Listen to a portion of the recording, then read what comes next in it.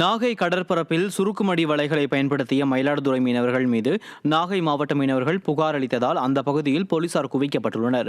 சுருக்குமடி வலை பயன்பாடு மீன் வளத்தை அழிப்பதாகவும் சிறு குறு மீனவர்களின் வாழ்வாதாரத்தை பாதிப்பதாகவும் நாகை மீனவர்கள் குற்றம் சாட்டியுள்ளனர். இந்நிலையில் நள்ளிரவு ஆய்வின் போது மீன்வளத்துறை அதிகாரிகள் 2 படகுகளை கைப்பற்றி 7 மீனவர்களையும் கைது செய்தனர்.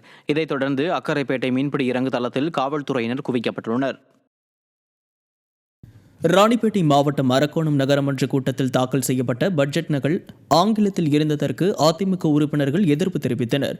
புதன்கிழமை நடைபெற்ற நகராட்சி சாதாரண கூட்டத்தில் பட்ஜெட் கூட்டத்தொடர் நகல் தாக்கல் செய்யப்பட்டது. இது முழுக்க ஆங்கிலத்தில் இருந்ததால் அதிர்ச்சியடைந்த அதிமுக உறுப்பினர்கள் எங்கும் தமிழ் எதிலும் தமிழ் என்று கூறி மக்களை ஏமாற்றும் விடியாதிமுகவினர் தாக்கல் செய்த பட்ஜெட் நகல் முழுவதும் ஆங்கிலத்தில் இருந்ததற்கு கண்டனம் தெரிவித்து அவர்களுடன் வாக்குவாதத்தில் ஈடுபட்டனர்.